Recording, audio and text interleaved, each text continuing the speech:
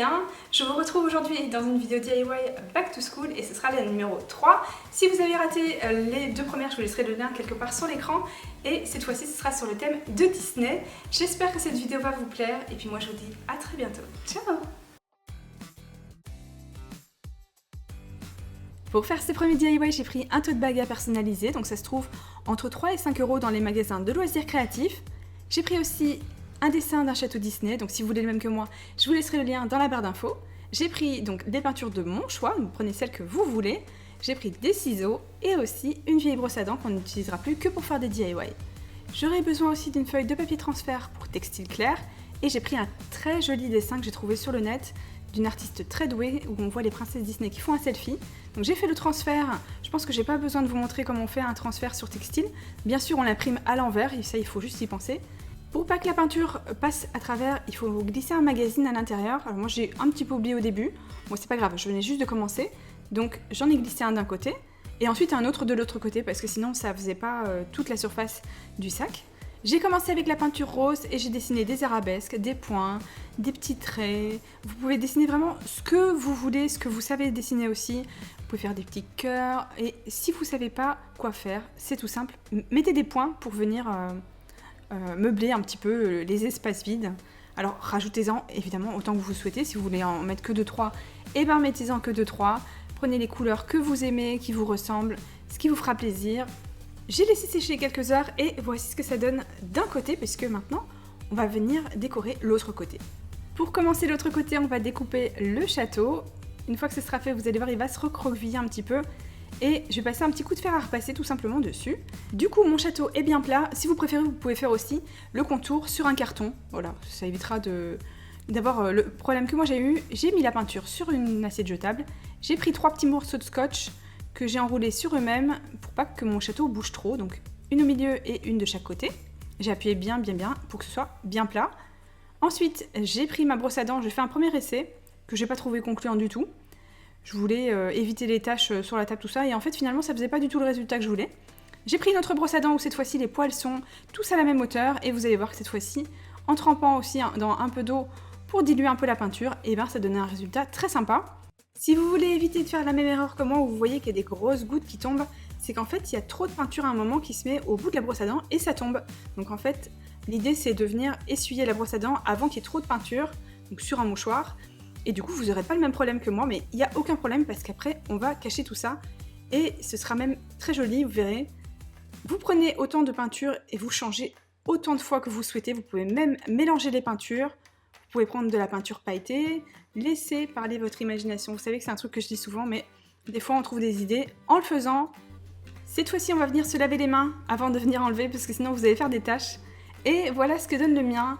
Alors j'ai pris ensuite un petit coton-tige pour venir enlever les grosses gouttes avant que ce soit sec. J'ai mis une goutte de blanc et ensuite j'ai fait des petites étoiles pour cacher. Et finalement, j'ai trouvé que c'était encore plus sympa. Dites-moi ce que vous en pensez. Et on passe tout de suite au DIY numéro 2.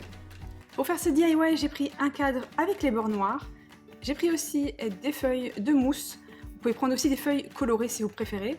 Donc c'est vendu par assortiment, j'ai trouvé ça à la Forfouille et moi je vais avoir besoin uniquement de la rouge et de la noire. Je vais prendre aussi de la colle et des ciseaux. Aussi une feuille blanche, un crayon et une règle. Et des rubans qui sont très faciles à trouver, je vous promets. Qu'ils soient un à poids et un avec des petites lignes. Je vais prendre aussi soit un feutre permanent ou un pour ardoise, aussi mon pistolet à colle. Je vais retirer le fond et je vais tout simplement utiliser le fond, je mets tout le reste de côté. Je vais voir comment je vais positionner mes feuilles de mousse. Je vais prendre la moitié de mon fond pour voir où je vais coller chaque moitié.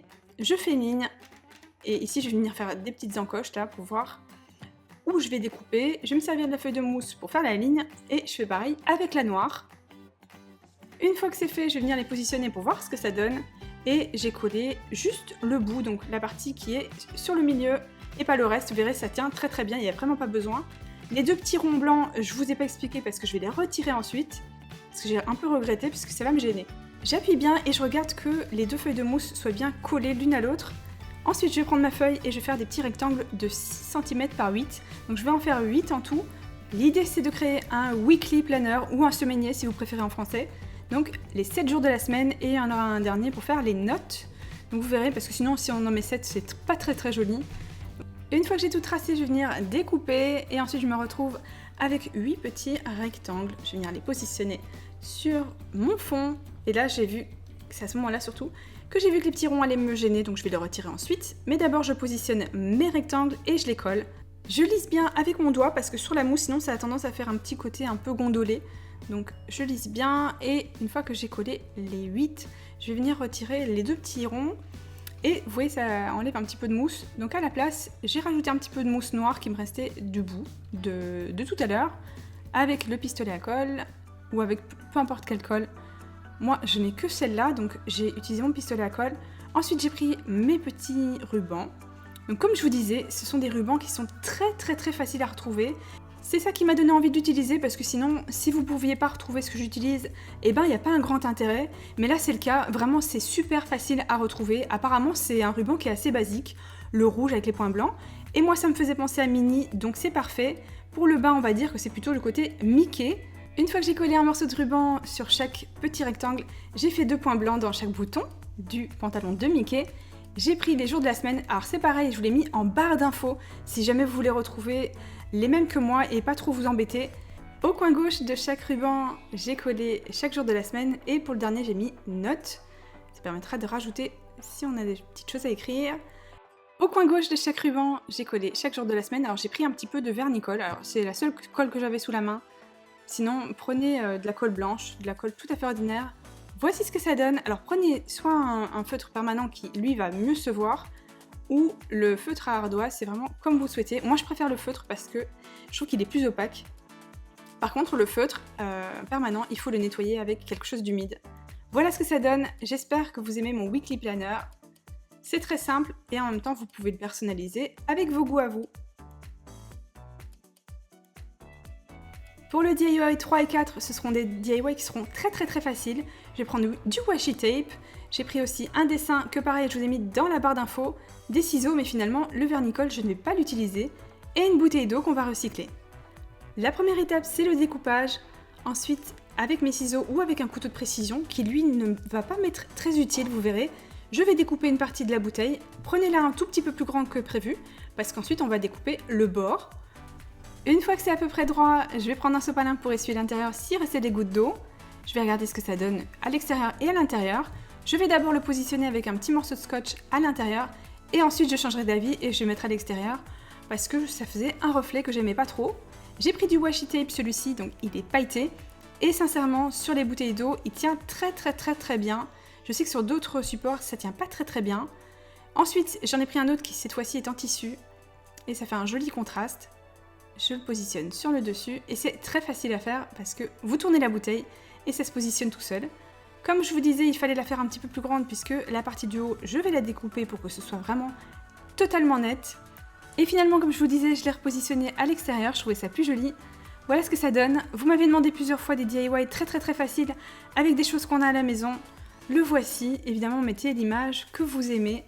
Et on a un très joli pot de crayon avec les princesses Disney. Pour ces DIY-ci, ça va être encore plus facile et encore plus rapide. J'ai pris un protège-document qui est bleu. J'ai pris aussi du vernis-colle, des ciseaux et le petit pinceau. J'ai trouvé une image de Stitch que je vous mettrai également dans la barre d'infos. Mais pour l'imprimer, j'ai fait remplir le papier en entier. Une fois que c'est imprimé, j'ai quand même découpé la petite marge. Malheureusement, il restait une petite marge blanche. Donc je l'ai découpée. J'ai rentré les élastiques, j'ai regardé sinon on était bien au niveau de la taille. Du coup, j'ai recoupé un petit peu, j'ai mis du vernis-colle en dessous, alors il faisait très chaud quand je l'ai fait. Et malheureusement, comme vous pouvez voir, ça avait déjà un peu séché, donc j'ai commencé quand même à en appliquer. Vous voyez, la colle, elle a séché en même temps que je faisais ça. Donc j'ai commencé à coller les bords, et finalement, j'en ai rajouté directement sur le protège-document. Alors c'est quelque chose que j'aurais dû faire à l'intérieur parce que vraiment il faisait trop chaud et ça a quand même séché, donc malheureusement il va y avoir des petites imperfections, mais je vous avoue que ça m'a pas trop dérangé, je trouve pas ça gênant. Si cette vidéo vous a plu, n'hésitez pas à la liker. Moi je vous retrouve dans quelques jours pour la suite de cette vidéo. Vous pourrez retrouver sur l'écran d'autres vidéos Disney et dans la barre d'infos vous pourrez retrouver d'autres vidéos Back to School. Moi je vous fais des gros bisous et je vous dis à bientôt. Ciao!